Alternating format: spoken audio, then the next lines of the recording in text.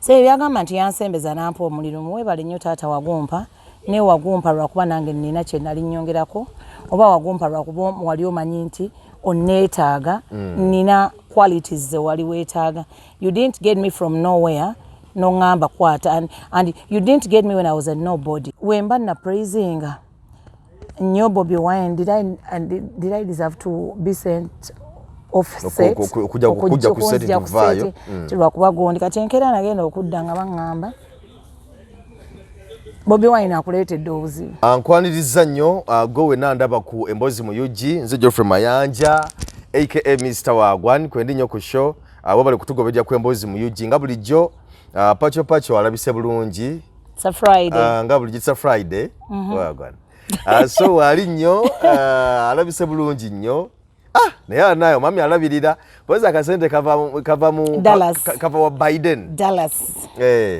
Okay, si wabyawo. Manyi dola ina amaanyi. Erina amaanyi. Erina amaanyi dola 10,307. Erina amaanyi tugizanyisa. Pacho nsanyisa okukulaba. Nyiriza ya dola ebandala nnyo. Nsangayire okukubonako. Sangayire okubonako. Nsangayiro okubona nfunire mukyala nga musoga. Musoga ndo wagala nnyo nange simanyi lwaki. Sangayire okubona. Kale baba nze nansangayire okwagaanako. Awe nakomye nze kati tuze mu Uganda. Pacho bingi mbuzaako ne mu Luteeso ba mu Lukyolya poyo nenni. Nenziramu ntya. Anda poyo nonyi. Anda poyo nonyi. Awo nyoba nawe ndamuti nyine nange nsanyise okola anda poyo nenni. Pacho mbuli Emboozi gye tukola wano eno reactions ziba za njawulo era ebimu ku ebyo of course abantu abatulaba nti muyinza okukola gamba kati nekino mukitubuulireko nekino tukyogereko nekiri so yensonga lwaki twongera okukomawo okubaako n'Emboozi zetunnyonnyola era bingi bye tukyayogera si ku side emu yokka naye tujja kusigala twogera ebintu bingi nnyo okulaba nga tubaako neki kuba kati munaye nadda mu birala bye saggamba lwakuba kino ekigambo baakyonoona mbuba motivational biki motivational speakers esagala nakyeyita naye nga twogera ku nsonga ez'enjawulo nanda okusingira ddala amaka yes maka ngenda ku masomero ne njogera n'abaana abavubuka mu masomero ag'enjawulo behaviors and ebintu bingi bye naddamu kati n'emikolo bayira mbajjukiza nti nkyakola ku mikolo bulungi nnyo annoonya ng'oli genuine si bana bannoonya ennaku zino bampeeza messages ezo zonna ze muŋŋamba naye abannoonya ng'oli genuine nga weetaga abasajja baagala okukwana annaye omukyala alina omwami we tanoonya bali happy nnyo naye agasajja addayi so kakati emikolo ogikolera ddala naddala egy'embaga birthday parties showers biki byonna okay so kyakabi omukulu namuwulidde ng'ayogera Pastor Bugingo bampeereza awo kakiriipo awo ng'agamba nti otambula omwogerako ngalaga nti si musanyufu nnyo nakatono era mu statements ze yakoze n'agamba nti abaana bo okufuna emirimu we mutaanza na kugibawa singa baba bazze gyali olw'ebyo byoyogera n'ebirala byonna simanyi akatambi ako bakalabyeko bakakuweerezaako. Biwulidde n'omwana wa BBS awo abimbuuzizzaako naŋŋamba nti yabiwulidde actually ye yabirabye naye nze mbuuza gwe wasooka okola emboozi yange sikyo is there any way I've ever abused Pastor Bugingo? Tewali. Nali muvumyeko is there any way I've ever abused the wife? The wife aliko kati? I don't think I've ever abused someone. I have IQ ntegeera ate ntegeera bulungi sivuma muntu njogera kyemba mmanyi kyesimanyi sikimanyi kyensobola okwogerako nkyogerako kyesisobola kwogerako sikyogerako naye ku ky'abaana bange siina mwana ali mu kukola alina na interest mu mawulire ekyo kimu kati we baba banga bazze omuwala agenda kusoma mateeka agenda kukola law yamaze senior 6 mwana wange agenda kukola law pozi waliwo nga mwagala nga lawyer wa company but mawulire temuli ssente Kinanga sachi sente zange zentese mwana wange zonna agenda akolera tugeze ayingire mu mawulire naye adde mu bye tubaddeko dduka myezi 2 tofunye emyezi 3 oli mu 3 bakusasulako gumu okyegera so mperedde abaana bange obbafunamu so ebyagamba nti yansembeza nampa omuliro muwebale nnyo taata wagumpa ne wagumpa lwakuba nange nina kye nali nnyongerako oba wagumpa lwakuba wali omanyi nti onneetaaga nina qualities ze wali weetaaga. You didn't get me from nowhere no ngamba kwata and you didn't get me when I was a nobody. I was somebody era ng'erinnya lisounding maybe mweyo mubalokole mwali temuliwulira but I had my name even before joining Salt okitegeera so ekyogamba nti abaana bange tali bawa mulimu taata toguba wanga era I don't think any will ever come there nti omuwa omulimu kyensobola omugamba. Chichi, are you surprised? Chichi. Banekano kalango sinaba kuona. Awana bandika bandi bulala nnyo mundeke banange enkole. Mutumagala katimba wereze mu njogerera towonanga olina ngamba mbu gabogola tomufunanga. Nange gwe mmanya akola nnyo bayirawo. Ate wabula semberayo. Gabogola muliko na yendoza nakuzino wabitukuli. Ono waba akyakola kisigenda kukola naye kantukala kwa nange. Naranti okolola bino bya Jeffrey. Okay. Kale so side yo bwetu bweri of course angojeko byayogedde nebala bina simuvumangako era siri muvuma kubanga sina lwaki muvuma. Nze siri mu ntalo ze n'abalala nga oba abasumba babeera nabo mu ntalo ba abantu abalala sina lutalo na Pastor Bugingo lwaki mba muvuma sente zange zinze zibampa ze nali manja bazimpa kati nze lwaki muvuma sina nsonga lwaki muvuma sirina era ate nze siri muvumi siri nti oba ndi mulwadde wa mutwe nti ngenda nvuma abantu mbaddeko ne Dr. Tiamale netunyumya mukaawo Dr. Tiamale nakola statement yagamba nti nno omuntu abonya is it ebadde nti omuntu abonya Pastor Bugingo yani bamuyita Bobi Wine yebo watu statement jagezezaako okukola nti omuntu abonya Pastor Bugingo bamuyita Bobi Wine olwanyi kati lwaki boni edda bali kusaidia Pastor Bugingo abantu kati yakufutukira Bobi Wine omanyi mu Uganda abantu basiriwalya ku bintu ebi 7 Kyagulanyi era boyogera ku Kyagulanyi bangi bakukyawa kubanga muwongo bwabwe tebamanyi nti ajja bafule emkulembera ne bamanyi abaweweza ekisubwa Pastor Bugingo Bobi Wine Bobi Wine yamukuba ne kayanja nyenze katono ngatona agenda Dr. Tiamale bino bigenda kukoma wa because manyi nti no ebyofuzo ogezeza kubitunulira mu mawulire moli ate ozogoberera ebintu byonna ate uli musajja mulokole nti ba pastor bano kayikanya navayo nayogerera Bugingo navayo nakubono bigenda kukoma wa ebijja kukoma kubanga that is part of salvation isibibiriko wewe awandike kali babakafira balina amasabe waka nabafuwe mmindi you cannot understand these things kubamba lebe ngamusaba kutukala kasa mbaddemu mmindi so ndikatuwayiriza oweganya bajjajja oli musajja muki sabo ndi musajja mukatuliki omusajja omuganda nze mayanja Geoffrey mutima kati wegana lubaale sawa sajja nga nedda simwega gama nti nze musajja wo mayanja neganye lubaale sawa sajja kabaka nze musajja wo mayanja size na mindi bono ku New Vision negana lubaale I had a story nga ogamba nti lumu mwali mukola mu bisera bya campaign nga Bobi Wine yakesimbawo mu bwa MP ku MP nga nti analyzing the show mwali ku setting amunyonyola ensonga zamwe naye nti omukulu najja natoa order nagamba nti no bakujje ku seti era nagamba nti eyo TVC ya Bobi Wine lwaki oyogeranye bya Bobi Wine na bichi bina story ne bakujja ku seti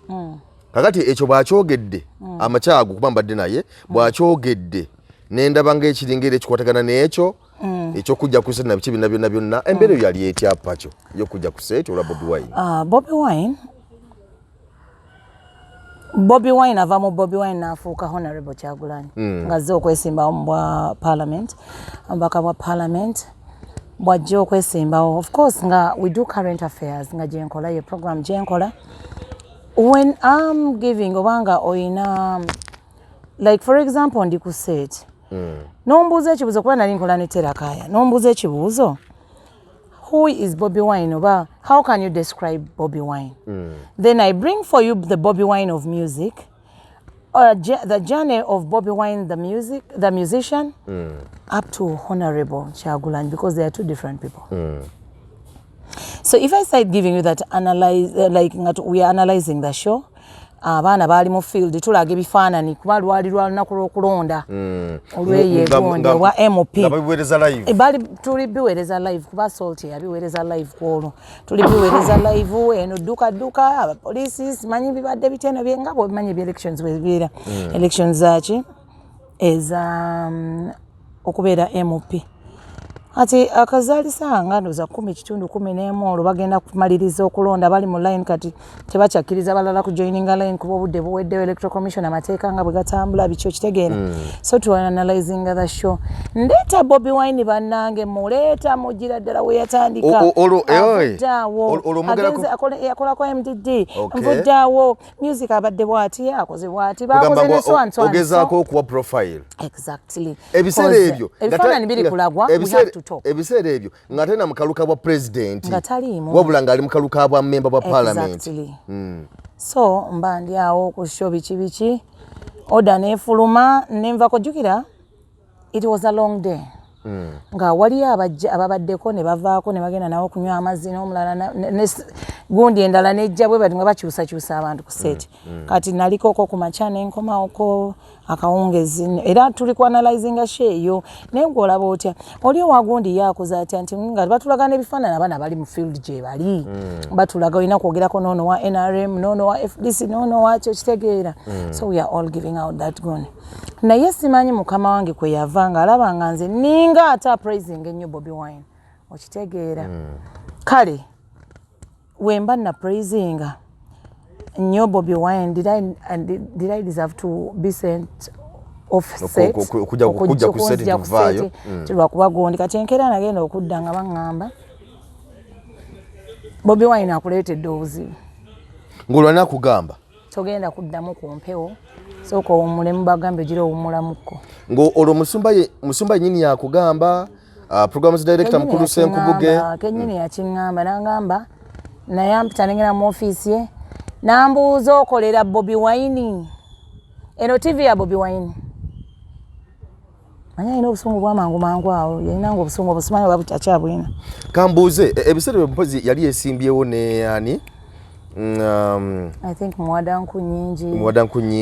wali ono mwami wa NRM erabiddemu Babali Sambode oba is it the one naye sijukira bulungi amanya go mwali temubogedde kunga bumwagera ku Bobby Wine nga twogera ku bonna biki ne twali twewadde ki ndooza gundi yantega akakodyo n'angamba gwoba oyogera ku ki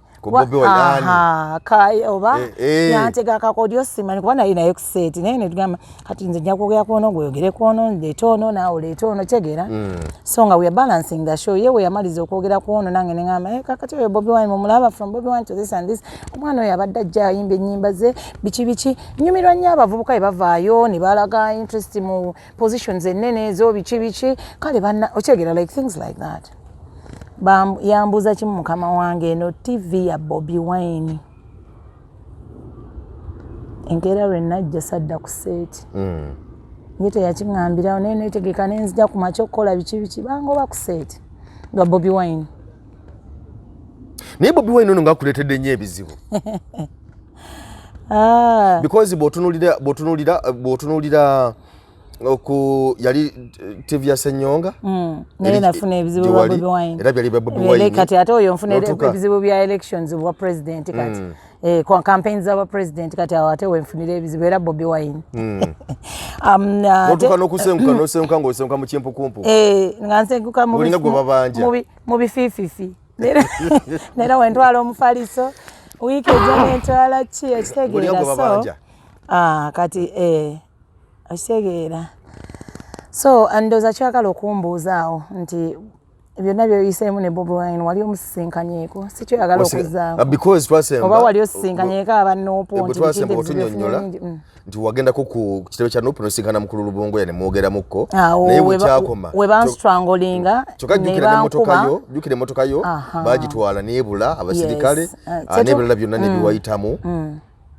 wali ozemu okubanoonyaako okubaako n'ensonga okulaba nti obaako n'okuyambibwa okw'enjawulo nalinda mukulu Lubongoya yali yaŋŋamba agenda kwogera ne president ebiseera ebyo yali taliiwo Honorable Kyagulanyi nga taliiwo naŋŋamba ensonga ezo tugenda zoogerako biki tulabe nga we do something naye saafuna nalinda sinaba kufuna kuddibwamu simanyi oba Bobi Wine byamutuukako oba tebyamutuukako but I remember meeting Mufumbiro one time ne Honorable Mukasa nali ngenze kunywamu kacaayi IVs awo somewhere out there ne musisinkanawo ne mbasisinkanawo ne twogera ne mbabulira the other side story yange yonna nga bwe yali nga bwe nagikugamba ey'emmotoka eyogobwa ku mpewo ey'okukola ki because of Bobi Wine then azijukira Mufumbiro yambuuza nti can you meet Bobi Wine and talk to him era n'omugamba bino byonna senga tubaako ne mugamba yes I'm okay with it why not because it happened to me so why would I deny so I've always waited nesinafuna that chance I've never met Bobi Wine ebiseera ebyo okwogera ku Bobi Wine ku side ye ku social media kuba nkimanyi bulungi nnyo nti nno ebiseera ebyo asinze kufuna kusoomoozebwa kuva lyagamba nti agenda kwesimbawo kuba president naye nga tukusanga bwetunyumiriza nti ebiseera ebyo byali bya kalulu ka bwamemba bwa parliament yes wekyaddo abasigadde bonna ng'oggyeko ggwe abasigadde bonna abakozi bali bamwogerako batya because ng'abantu teboogera wali abaana kye balina fear abaana bawo wali kati kankunyumize ti ne bwaba kati nina omu bamwagala nnyo naye embidde gyakoona naye tebakimanyi beekweka kitegeera abaana balina nnyo pretense baagala nnyo okubeera nti bagambe ndi mulungi ndi biki otegeera balina nnyo pretense ti ne bw'aba ayagala gundi tajja kyogera ajja kusirika kuba amanyi kijja muleetera obuzibu abaana baali bakolera mu fear and biki twakolanga naye ng'okolera mu fear whereby you don't have freedom of expressing something nti oba kino nkyagala oba sikyagala because bw'ovaayo n'oyogerako munnange you a bad person nti obeera gwe tolina feelings nti besides I think nange nina omuntu gwe njagala ng'omuntu so if I love Bobi Wine how is it your problem ate nga n'ekirala nti sigamba nti no wali omwogerako ate si nti mwogerako nti eri direct wali omwogerako mu ngeri ey'ebyobufuzi ebyaliwo obudde byali bitambula ate ne show yange nti bw'oba ompadde show nti yiiyo oli mu current affairs oli mu biki how would you feel ng'oli ku TV ondaba oba oli ku radio mpuliriza nga omuntu omu oba mbuuziza Bobi Wine yaani oba kale Pacho yaani describingako Pacho oba naleetamu mukama wange kinagira bube nti oba Father Rwemalika yaani n'ogamba ye managing director wa Radio Sapienza naye obusaserdoti abuyingira mu bbanga lino biki ekyegeera that info nti n'oleeta profile eyo okitegeera kati oyo atanziriza effaya kakati kati profile eyo n'ogireeta wangireete makinge ne show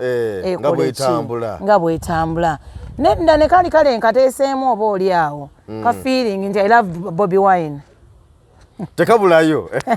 kati kale nkateeseewo kati oyagala kunkuba gwe ng'ojja n'okutugamba openly nti oyagala gundi yes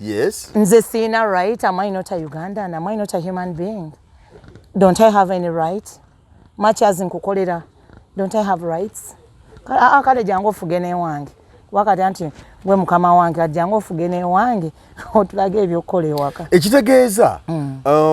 okusabula Bobi Wine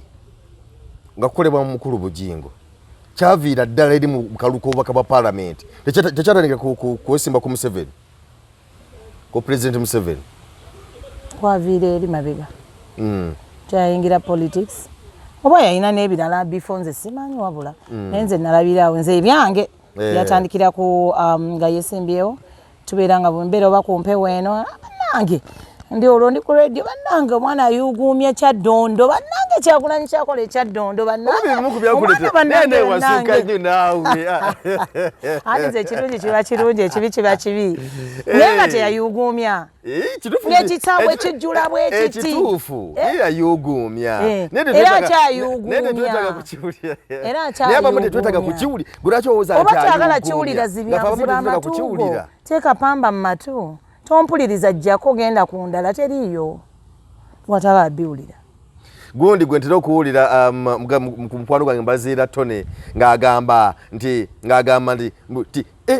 mutekeko ne ku ndala muwulire obazoogera ayo nti mugiwulira mutekeko ne ku ndala muwulire obazoogera kubanga akimanyi kyakola akikola ki abantu abawadde vibe abantu abawadde ekitogamba wa CBS those boys are good by the way Dictator Mark nalaba ku comments ezimu nga bagamba mbu CBS empa omulimu nkole ne Dictator Mark mu show eri yasooka I think oba yasooka ebe yokubi waliwo yeekiro eyo bagitaani neera maama era Dictator era yeekiro gye munjagaliza ate nge mumpadde Dictator Mark bwa Maka tazanya mukamba muzibu aya tuba mweze mberezaako bwoti omanya ekiddako Dictator nnyo mu biseera by'otwalanga music w'abayimbi wange naddala oli omuyimbi gw'omanyi gwe sikyagala kwogerako era tumuleke bambi Okay, so kusomeza bakubayitamu so okuva because otugambye tukuva liwa munyonyola ensonga zonga noba meeting ngabo waba meeting tonda ko secretary tudanga mukugezako kugenda yo kubanoonya ko kubawo kikolebwa oba wakirekana yo bulesi kigende honorable Kyagulanyi abadde nga up and down ngero omulaba ali wano summit bichi summit but I think mu budde obutali bwawala omutima oba instincts zange zingamba naatera mu meeting manyi when I'm going to do when I'm going to get something I feel it I think I'm soon and soon I will okay kakati era if the chance came ne bambuuza kanigo ne bangamba okutambula paka emagere yayikana in the name of meeting him yayikana nzani ata meeting amukulembeza naye ate nawulirako nti waliwo enteekateeka z'okuwa obwala DC mu gavumenti ki mu gavumenti eno eriko ya President Museveni omwagalwa w'abangi ebyo wabijjawa nabiwulira awo omanyi nze embeera eyo nensiriikirira naye manya info buyitirivu nnyo mbandi awo manaja ngamba nti naye okimanyi Pacho oyo baali baagala okumuwa obwala DC naye waliwo awo ekyabulira awo waliwo yabuzaabuza ebintu awo bino bitatuuka wa mukulu naye ng'enteekateeka zonna zaaliwo eza Pacho okufuna obwala DC simanyi oba bali bakutwala 10 oba bali bakutwala kapucholwa oba bali bagala kuteeka wano mu central awo kyesimanyi naye nga nawulira waliwo yaŋŋamba nti waliwo enteekateeka ey'okuwa obwala DC ensonga ye eri etya era kyakomawa ensonga eyo nange nagiwulirako nga nina bannanga beebunyoro bannamawulire babiri be nalinga nabo betwakolanga era bwe twakolanga emirimu ebiseera ebyo ng'oba oli awo gundi tannaba kujja ekisinde Nupten najja nga Bobi we tannaba kujja so tulina emirimu gye twakolakolako maybe baali bagenda kubumpa kunneebaza ebyo emirimu gye twakola kuba bannange Amlan twali naye kati ye RDC w'ekikuube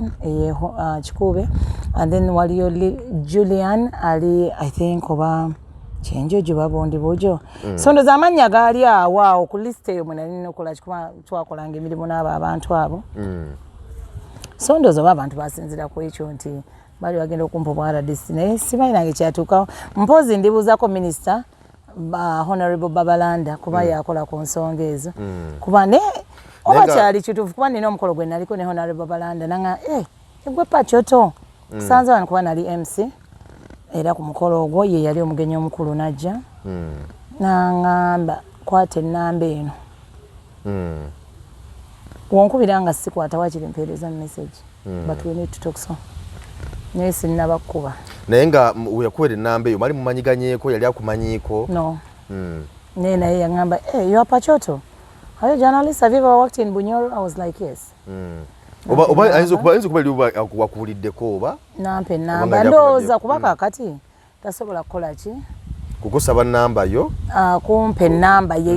nagenda ku mmotoka ye era buli omu n'atya abaradisi nga bali awo baki bonna nantumya ne ngenda ku mmotoka ye Honorable Babalanda maama oyo omulungi she's so cooperative ayogera bulungi nangamba get this number tujjaga twogeremu neera oba gwe swane mugamba yes it's me naye tetunnayogera okay kati singa bucha manye njagala omanye oyagala kumbuuza era kikyo kyogendako singa bucha kumacha Minisita Babalanda n'agamba nti Pachoto ate yeye agamba oba n'ateeka ku list kubandoza yeye akola list nakutede ku list najja nagamba nti namazudde okuteeka yero omukulu agenda kukuwa obwaki oba disi mulimu sente mmeka jukira tulina ebizibu byaffe mbanga zeeyo mawulire ko bwe sente era bwe bumu jukira tulina ebizibu mbanga zeeyo mbanga zeeyo jukira tulina ebizibu byaffe nupu eri batujja ku seeti n'ebirala byonna sikyalina mulimwe kati ogwo guzze okyalina kyobuze kirala nti nsobola kugutwala oba nedda osobola okukkiriza bwala DC ndowooza nedda kuba nayo emirimu giteeka ku tensioni kasente katono sente ntono era mbanga zze mu bya media bye nalimu nga tewabaawo njawulo nnyo nnene bwe ndowooza kakati senga ogambye nti bakutte ministry bagikuwadde oba ministry etaano bagwazikulira yeyagaliza kati nga bondaba don't I fit to be a honorable minister you deserve naye nga si papa kuba manyi ebirungi biri mu maaso so maybe mu maaso eyo tomanyi I hope for the best and I know the best will always come okay omanyi nze ngezaako nnyo okuyita mu bubaka obuweerezebwa naddala mu video zino zetukola ebbanga lyonnaku emboozi mu UG ngezaako kuyita mu comments okumanya abantu balowooza ki batwogerako ki kye bagamba oba oli abamu nga bwe nkutegeeza nga tutandika nti n'ebibuuzo ebimu bye nkubuuza abantu mbijja mu comment section yawo nimbireeta ne tubyogerako waneeno waliwo abamu agamba nti naye Pacho wadde bino byogedde bituufu bireko kuba nga bituufu nga bw'obyogedde nti naye obuzibu bwonna tebuva mu Pachoto kwetega musumba Pachoto nga lekanga yali ayagala okwetega musumba kakati mukyala makulu n'amulengera nalyoka amukuba eggwala litonzirira nga ava omwange kale nembagala bannaye nja kumukomyawo mubuuzi yali akinyonyole kubanga era ye yaliyo era bwekiba nga yali yeetega era yali yeetega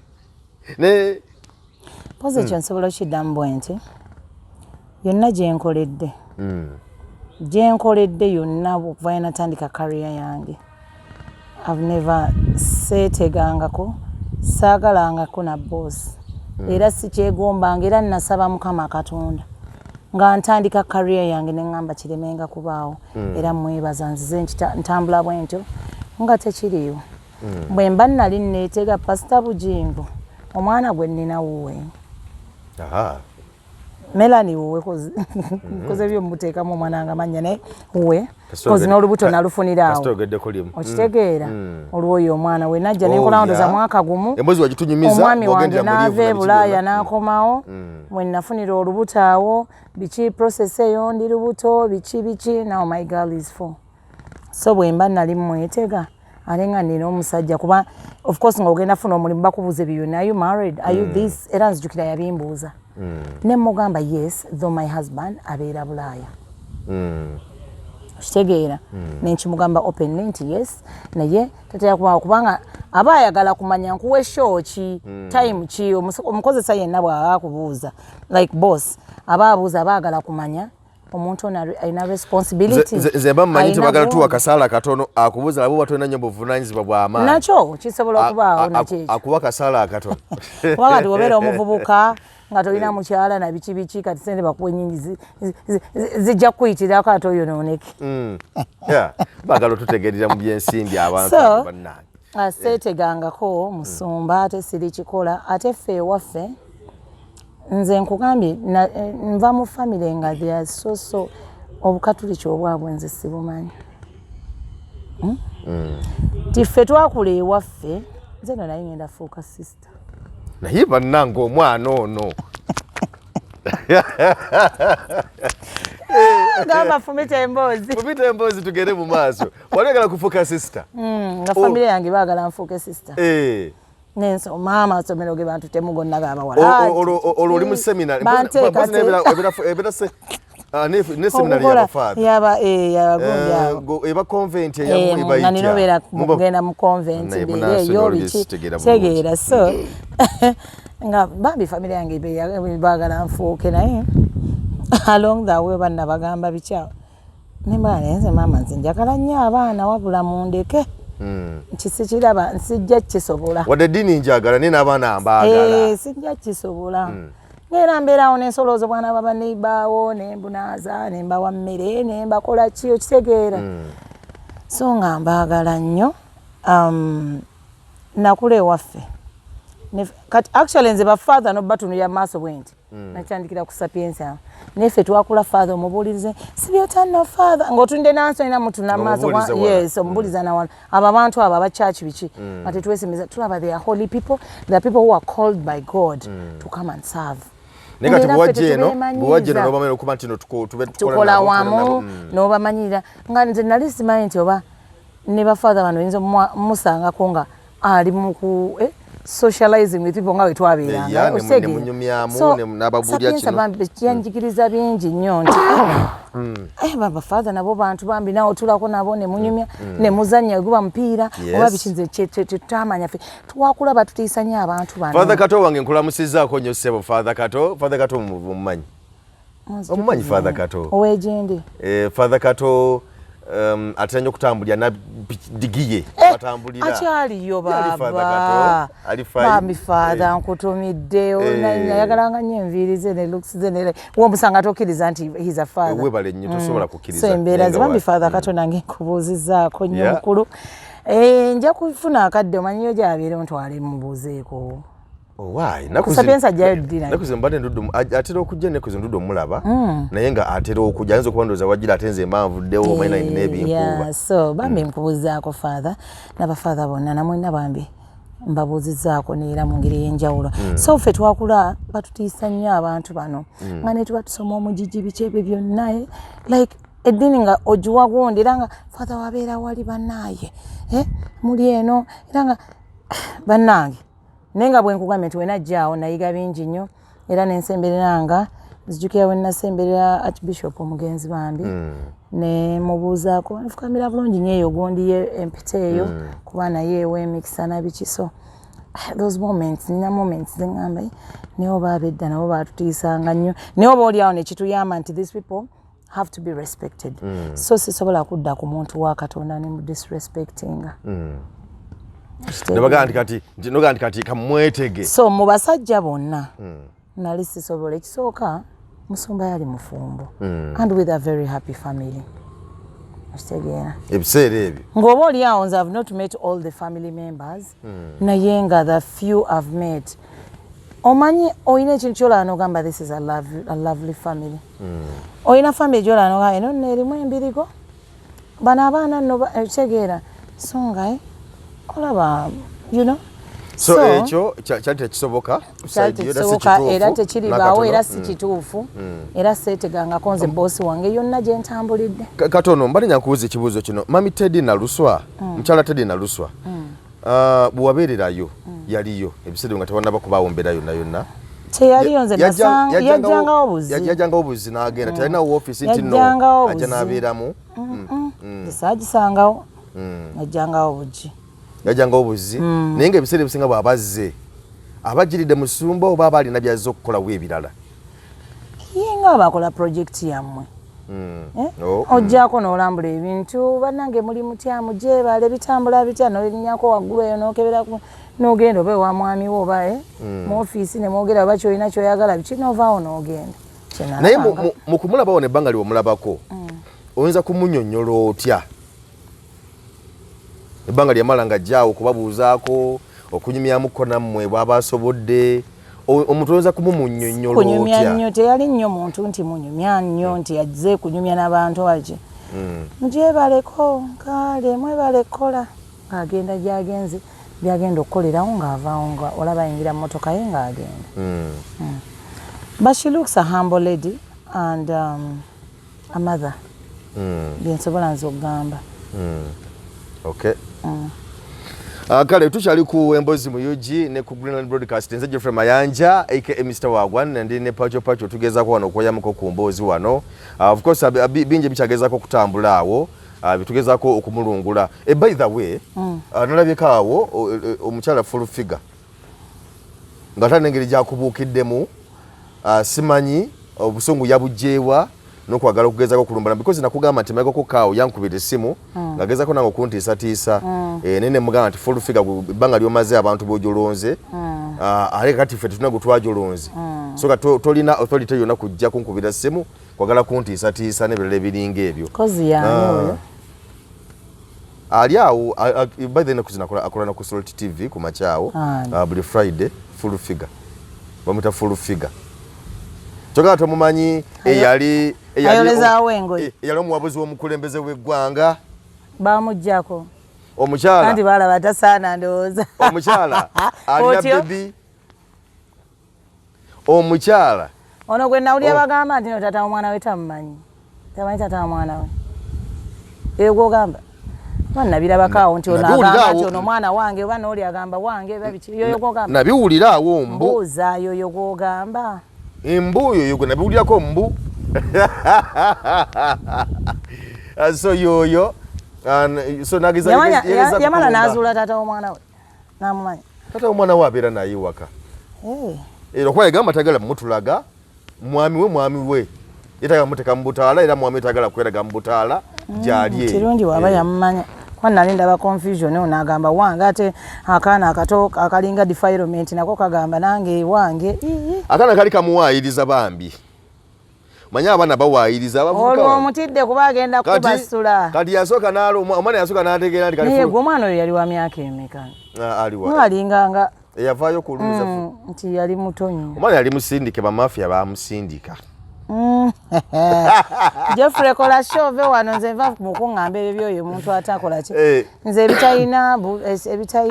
sibiwaki budde so I don't think I have time for full figure wezuule try to find out who you are and the roles ogambye bamuggyako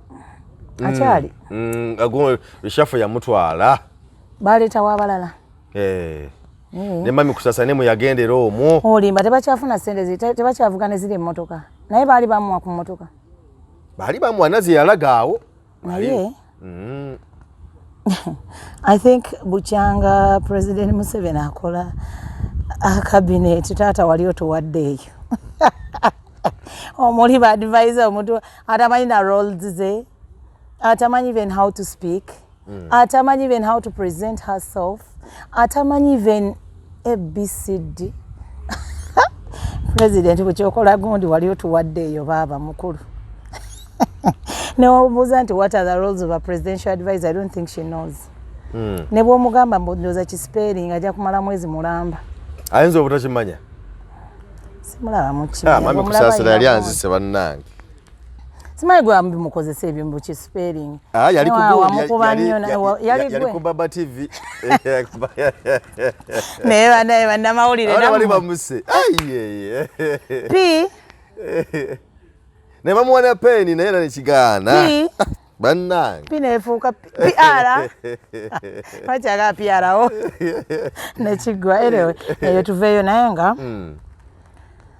full figure I don't think I have time for you and you've abused almost everyone in this nation era wooli balooza nti kati you are good lwolivaayo ate olitubuulira ne kkala z'empale ze bambala ez'omunda lindako lwalivaayo eyo gyali gyalowooza nti kati oba yasasuddwa oba teyasasuddwa oba kati yakuba kuba ayagala bamuwaane nti kati mulungi nnyo full figure or whatever your name is I don't even want to know your names bw'oligenda n'osoma then you get some IQ nga ffe abamu better come back and talk about me but if you don't know me wekakitatyekede leave me alone tobuukira buli kimu don't be like a fly nebeera mu toyi ne mu nnyumba ogenzeyo n'ogisangayo mu bikopo ozisanzeemu so choosing wobeera, find your level, beera mu lane yo. Lane y'abagenda mu driving school, envuga yaabwe endala nnyo n'abayigidde ku kisaawe wali eri ku Gondi. So, I think manya wokoma and be in your lane and talk what you think or what you have first got information about. Sikumala gabuukira buli omu. Don't be ensowera. Don't be nga muntu atategeera. Bw'obanga bwongo bwe butakyakola tugambe tukusondere ku ssente ofune ku ssente kumpe koomire. Awo nvuddeyo siddamu. Oyo muvuddeko leeta omulala. Naye nga hashtag free Uncle Bean. Yes. Twagala okulaba ku Uncle Bean kyonna kyekiri so yeetaagibwa. Weewaawo nti omuntu bw'abanga alina mu musango gw'alina bamanye buzibu ki obuluna biki byonna byonna so justice ebeerewo naye nga hashtag eri free Uncle Bean. Shotewedde. Mpozi gonna ky'oyagala okwongerezaako awo ebisigadde tujja kulaba. Njagala obajjukiza bannaffe aba Global Institute abano nno nga basomesa bya mafuta. Tugenda kubaleeta information nyingi nnyo oba oliawo ne scholarships mu programu yaffe episode yaffe eddako. Scholarships basangibwa bakola ebiki bali katabi ku bitaala wennyini awo ng'ogenda Entebbe we basangibwa. Ebisigadde byonna tugenda bireeta mu episode yaffe eddako n'ebirala bingi nnyo. Ngenda kusigala nga ndi nnyo mu mboozi mu UG nga tukola ebintu ebyenjawulo wendi. Mbuuzaako mukulu Simple Radio Uganda Boston ne team yonna bannange mbaagala nnyo. Naye Simple nkyaye nnyo bandabire bonna. Omwami wange mu Texas mubuuzaako nnyo na mikwano gyange yonna gye muli bannanga balabi baffe mbeebaza oba nfukamire naye mundoza mugambe tofukamira. Mwebale nnyo okutulaba, mwebale kusharinga, mwebale okulikinga, tubaagala nnyo. Okay. Mubeere bulungi. Okay, Pacho nga bwagambe tujja kubeeranga wano abamaka agayuga tujja kubeeranga wano tulabe butuyinza okutereeza ensonga ezo. Nabyo ebiganye tujageza kubanga tugezaako kubinnyonnyola wano era mubeere nga mutulindiriranga ennaku zonna. Naye nga nange nyiga kubajjukizaako baito ekifo bakiyita Fit Club ku Kyebusaabala awo ng'ovudde ku Shero Cars ku Kyebusaabala otambulawo katono nodda ku T&T Supermarket eri ku mukono gw'ekyemmanga then bw'ova ku kizimbe ekiriko T&T Supermarket kakalina akaddako kalina eddako kuli amaduka amangi ennyo kwe kuli Fit Club ku Kyebusaabala waggulu awo mu kalina awo tubeera nga tukola aerobics wabeerawo gym then okuota omuliro massage byonna bibeera waawo. Obunene bwange bulabika buluma full figure. Ne bwogamba leero sooka okugenda. N'obulungi. Manager walinyo kubanga atwaliriza. Atana tabu yonna so. Ndowooza nzijeyoko. Naye saagala kendeera nnyo kubanga dadi yaŋŋamba, hani yaŋŋamba, wano wanjagalira. Tugenda ku fiti tugire tukolemu tubeere fit tuwumuze ku bwongo services zinungi bina birungi nnyo so tosuba mu kiso ogenda ku Fit Club awo ku Kyebusaabala so okubanga okolamu kubeera ng'olabika bulungi ng'obulamu bulungi nnyo n'okwewumuzaamu ko kale tukulese tukkirize tugende tujja kuddamu wano tubeera ng'otulindirira buli kadde ku emboozi mu Eugene Nzejo from Mayanja aka Mr. Wagwa nate ne ku Greenland Broadcast.